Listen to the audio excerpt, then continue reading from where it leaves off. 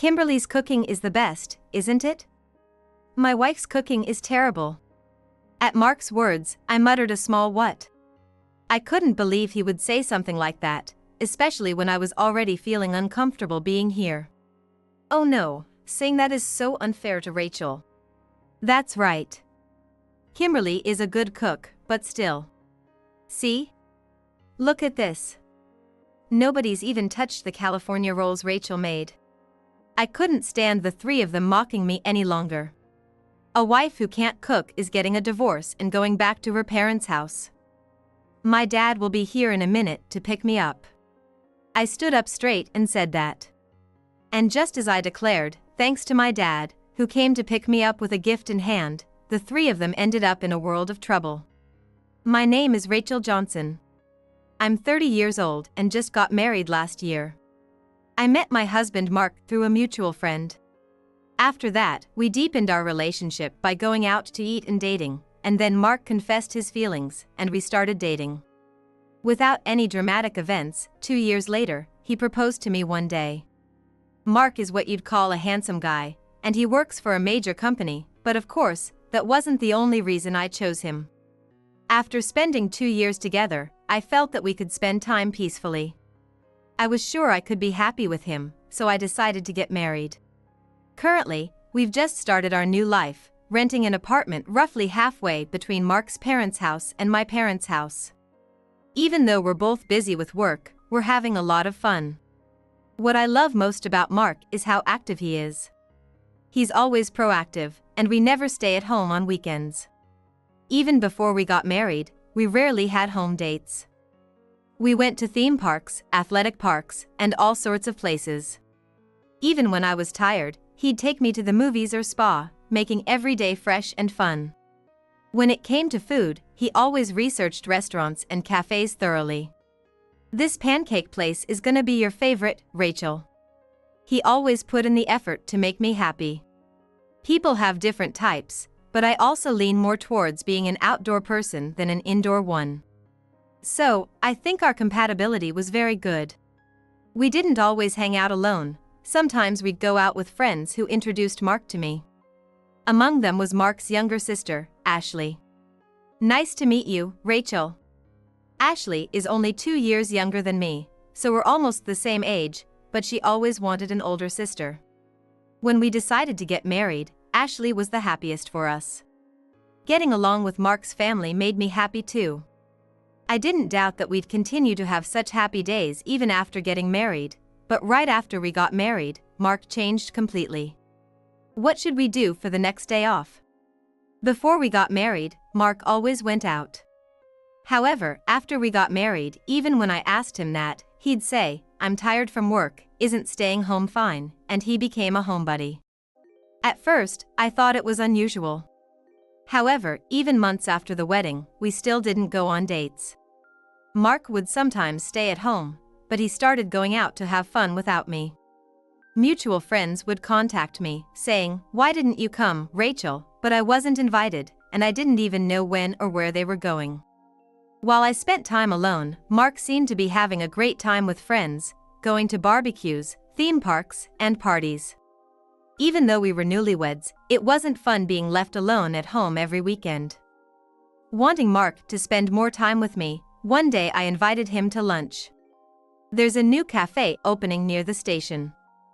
The lunch is supposed to be cheap. Wanna go this weekend? But his response was disappointing.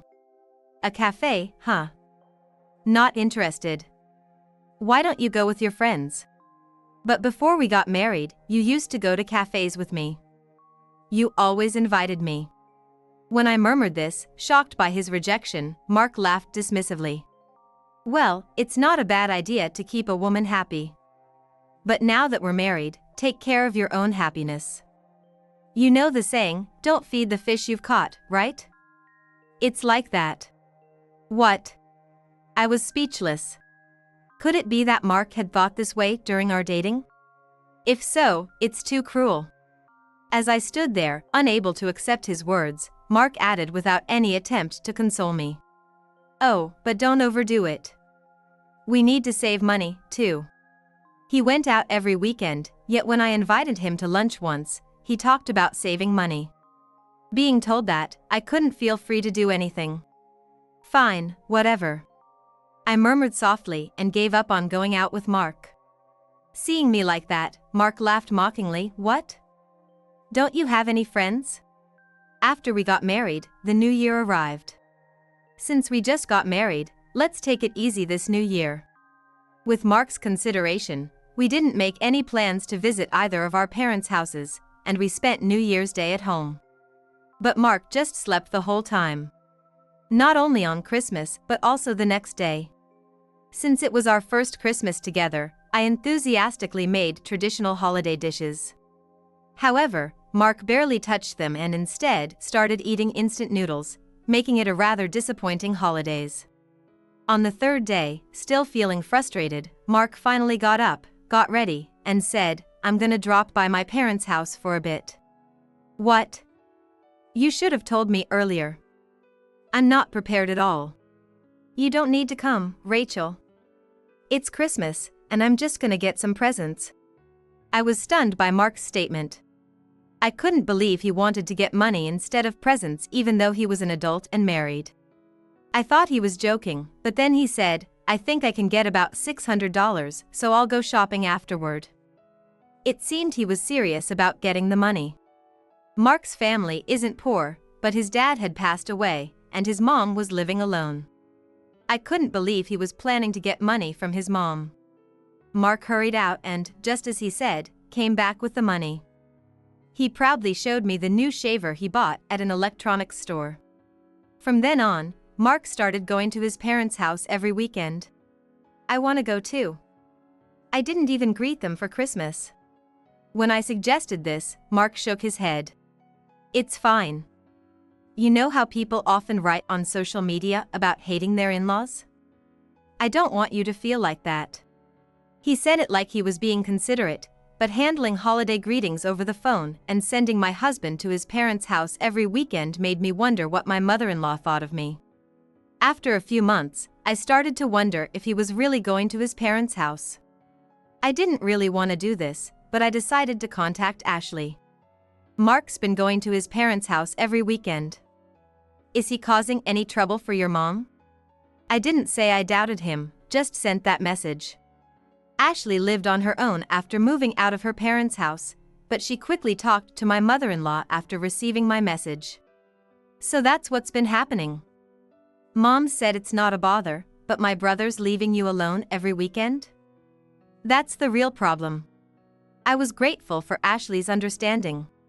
Because, as Ashley said, I had been spending my weekends alone for quite some time.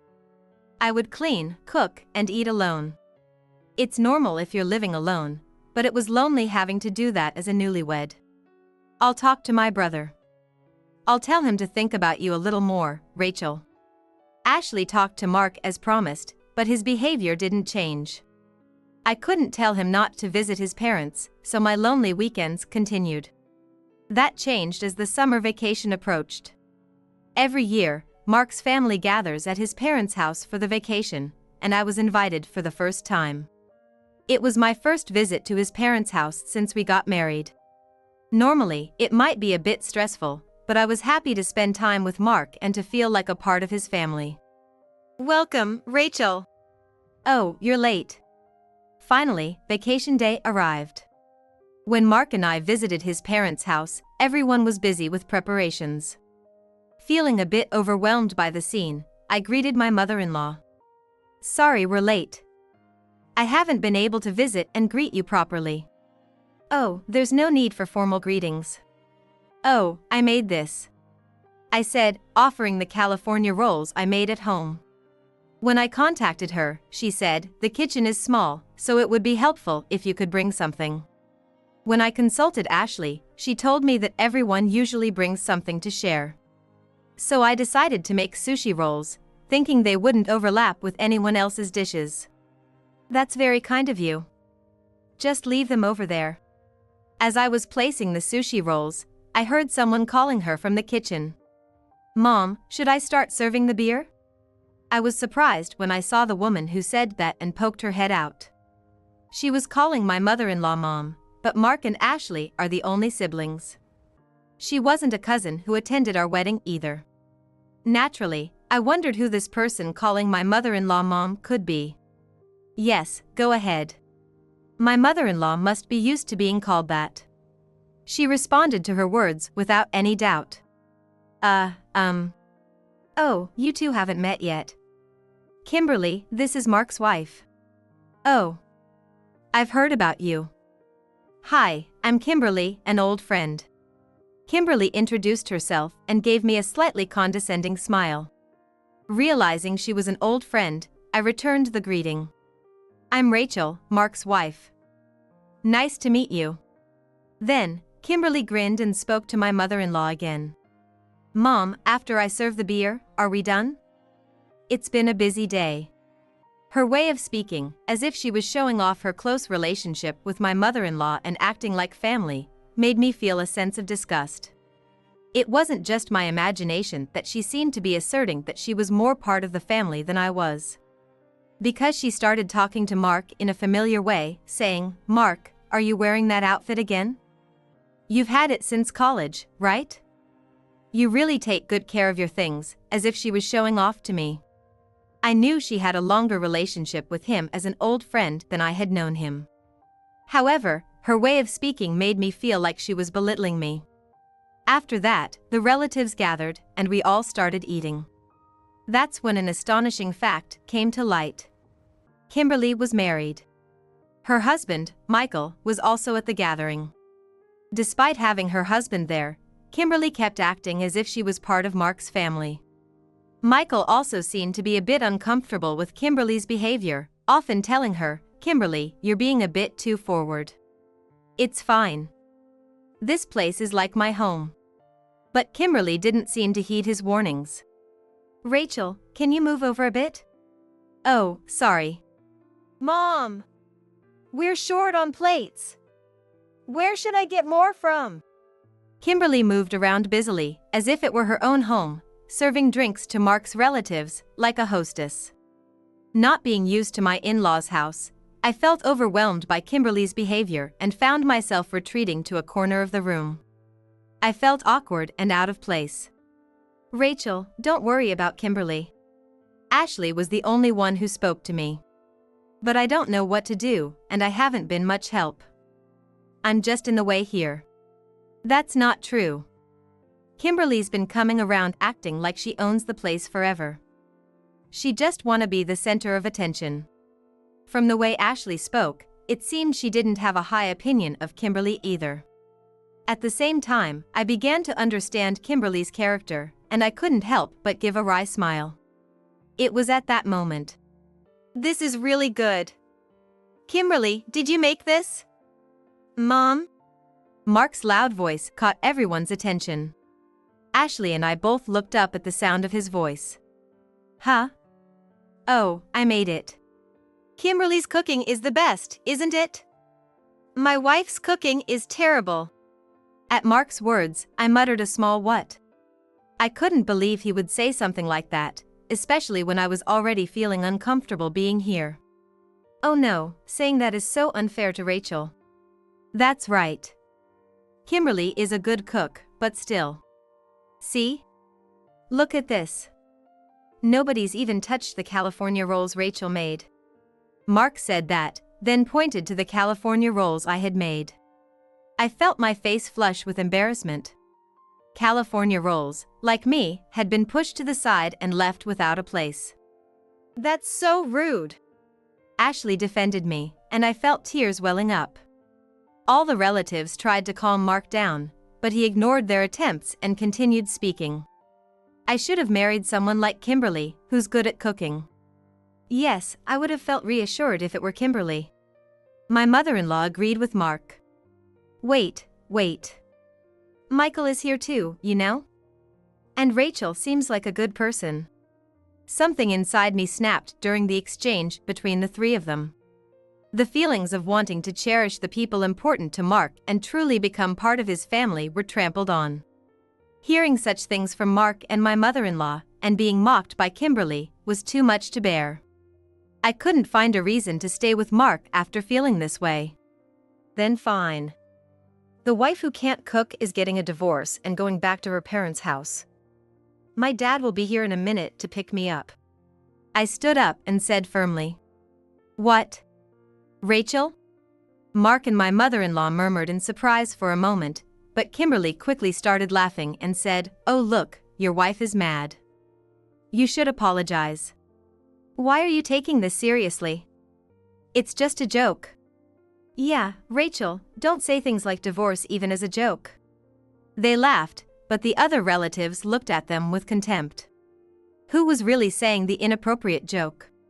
Only those three seemed to be having fun.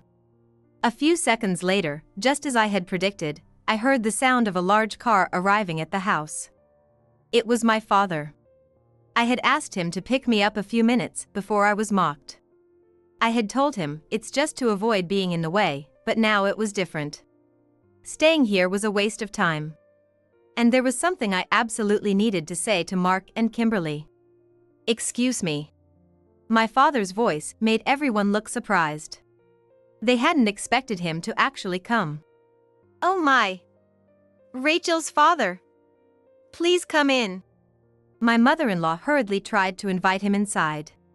It was probably because she didn't want it to be known that they had mocked me. No, I'm fine. Oh, right. Dad, did you bring that thing I asked for? I asked my father. Yes, I did. Oh. No need for souvenirs. My mother-in-law smirked as she listened to our conversation. I threw an envelope at my mother-in-law. What's this? It's proof of Mark and Kimberly's affair. I smiled sweetly. Then, I threw the envelope my father had brought at my mother-in-law's feet. I simply couldn't believe Mark's actions. But he came home on weekdays and went to his parents' house on weekends. Even if I hired a detective, I didn't think they'd find any evidence. So, one night while he was asleep, I checked his phone. The messaging app was locked, but the photo album wasn't, so I was able to look through it. And there, as I had suspected, was evidence of the affair. The contents my father had brought were the photos I took from Mark's phone. What? My mother-in-law's eyes widened at my words, and Mark stood up, his face pale. Kimberly was also frozen in shock. I was surprised. I had no idea Mark's affair partner was his childhood friend. These photos didn't reveal the person, but seeing you here today was quite a shock. However, it saved me the trouble of investigating. The first to move was Michael. When he reached for the envelope I had thrown at my mother-in-law, she hurriedly crouched down to keep him from taking it. Mother. It's a mistake. Let me check it first. From her panicked words, it was clear she was in on it too. I forcefully took the envelope from her and scattered its contents. Michael was frozen as he looked at the photos. Stop it, stop it. Kimberly screamed and rushed over here to frantically gather the photos. You. It's not what it looks like. It's not. She cried as she gathered the photos, but how exactly were things different? I smiled. I wanted prettier photos of the affair, but these were all I found on Mark's phone. Sorry about that. Kimberly glared at me with a flushed face. Exposed in such a grotesque manner, Kimberly seemed deeply shocked. Mark, too, was silent with a pale face. The joking, laughing demeanor from earlier was nowhere to be seen. Mark, what's the meaning of this? Even though the relatives looked at him with disdain, he remained silent. How could you show such photos? My mother-in-law directed her anger at me, but I retorted.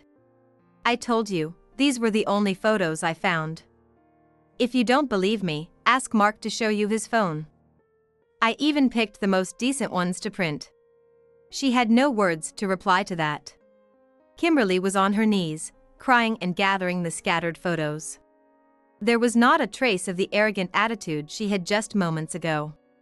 I crouched down next to the crying Kimberly. Then, I whispered to her so no one else could hear. You really went all out. I laughed when I saw the pictures. Kimberly seemed to understand the meaning of my words. She looked at me, her face turning pale. Just thinking about it makes me nauseous. She had no response to my scornful remark. So, I'm taking my daughter home. We'll discuss the alimony and other matters later. Alimony. Mark finally spoke up at my father's words. Yes, I did cheat, but Rachel had her faults too. I shouldn't have to pay alimony. My father and I glared at Mark. What exactly was Rachel's fault? My father's low voice made Mark flinch for a moment. But then he pointed at the California rolls like they were a badge of honor. Her cooking was terrible, and every day was torture. That's why I kept going back to my parents' house. I met Kimberly there, and she gave me good food, so it was only natural things turned out this way, right? Mark tried to justify his actions, speaking arrogantly. My father glanced at the untouched California rolls and then back at Mark. Rachel's cooking is terrible? Maybe you just have no taste. What? Mark erupted in anger. My mother-in-law also looked furious. Are you saying Mark has no taste? That's impossible. He's always loved my cooking since he was a child. It's Rachel who's bad at cooking. Mrs. Johnson, have you tried her cooking? No. Not yet, but I can tell it's bad, so I don't want to. My mother-in-law replied. Kimberly wiped her tears and stood up after collecting the photos. Yeah, the fact that no one's eating it proves it. Trying to regain some dignity, she said. That's when Michael stepped in. He reached for my California rolls. Michael, you shouldn't eat that. Kimberly tried to stop him, but he took a piece, paused, then reached for another. Well, it's good. Come on, you don't have to be nice. He's right. This is really delicious. Ashley also tasted my California rolls and murmured in agreement. The two of them encouraged the other relatives to try it, and once it had been pushed to the side, were being passed around.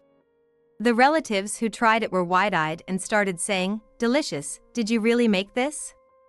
You didn't buy it from a sushi restaurant, and I want the recipe." I couldn't help but smile with happiness. No way. Finally, Kimberly, Mark, and my mother-in-law reached for California rolls. They took a bite and then looked at each other and started laughing. This is awful. It has no taste. See? Everyone was just being polite. This is worse than I imagined. But Michael laughed at them. It seems like you really do have no taste. California rolls are delicious, and you made everything by yourself, didn't you? Yes.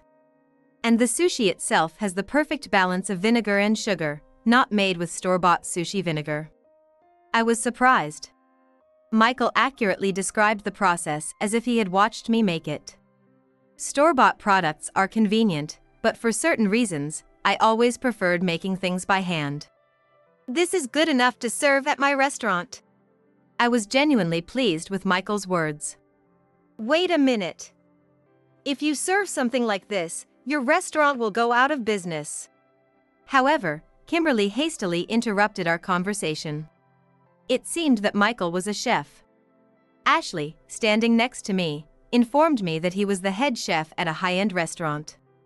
Don't worry. We don't get customers with no taste like you at my restaurant.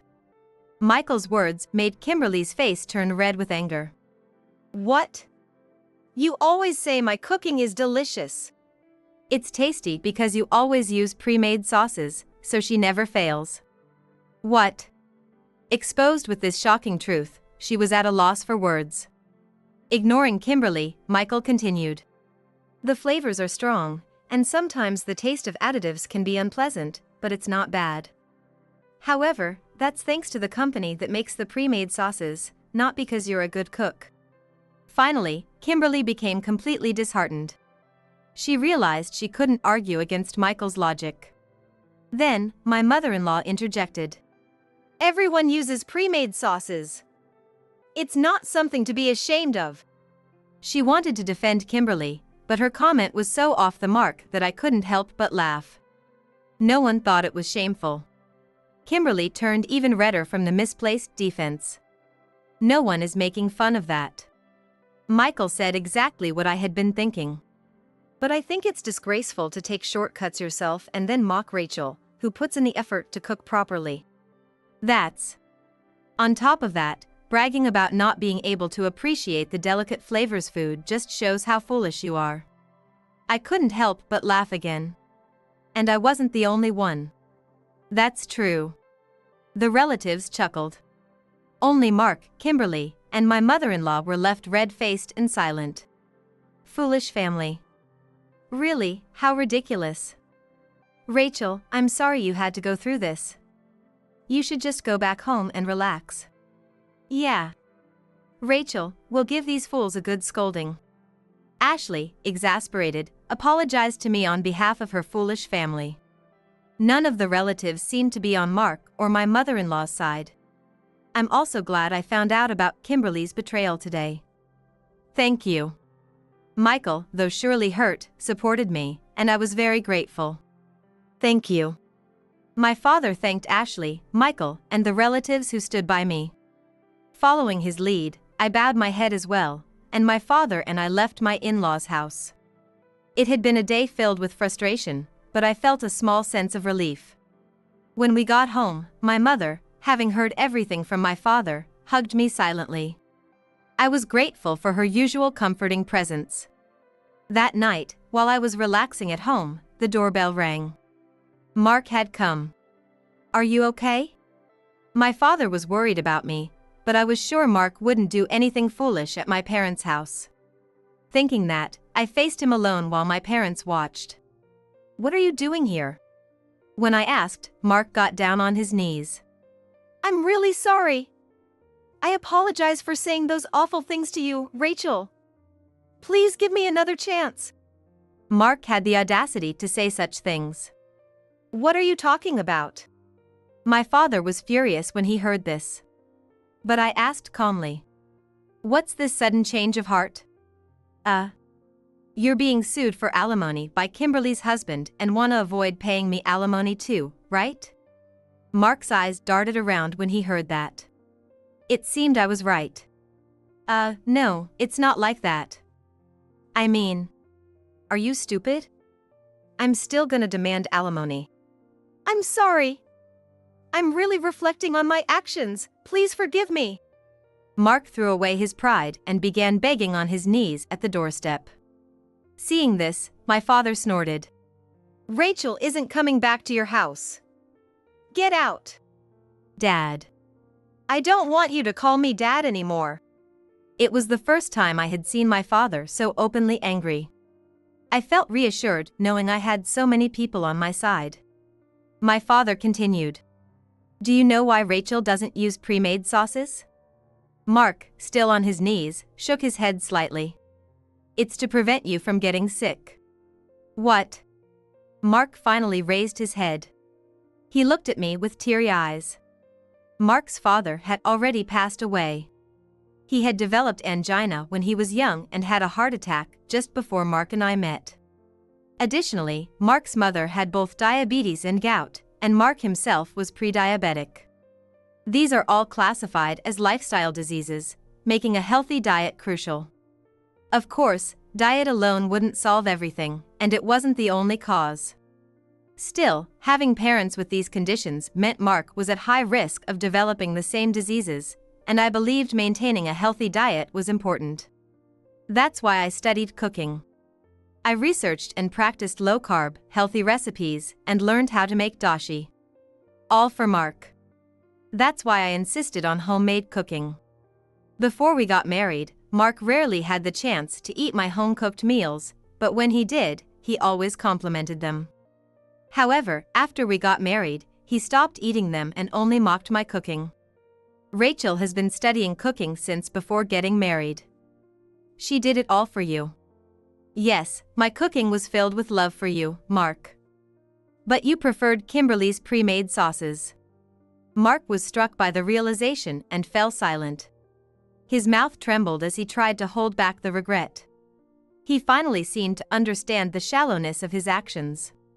I think you'll end up sick if you keep this up, but enjoy all of Kimberly's delicious cooking.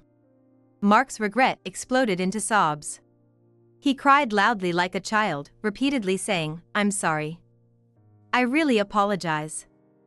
Over and over again. Seeing him like that, I wanted to blame him even more for what he had done. Apologizing now won't make me forgive you. You repaid kindness with betrayal, had an affair, and mocked me in front of your family. That's not something a decent person would do. I really am sorry. You told me you wouldn't feed the fish you caught, right? Maybe since your brain is smaller than a monkey's, you forgot how to feed them, didn't you? Mark listened to my words in silence, crying. While I felt a bit relieved to finally voice my complaints, it still wasn't enough. I struggled to hold back my tears of frustration. My father put his arm around my shoulders and led me back inside the house. He returned to the entrance and threw Mark out. From outside, I could hear his sobbing. "Rachel, I was wrong. I'm so sorry." I heard him shouting, but I couldn't bring myself to forgive him. Even so, the crying and shouting continued for a while until my father finally yelled at Mark to leave. Later, seeing my mother scattering salt at the entrance, I finally managed to smile a little. I was deeply grateful for their love. I knew my feelings for Mark would never return. He had boasted about not feeding the fish he caught. But one day he would regret losing this fish.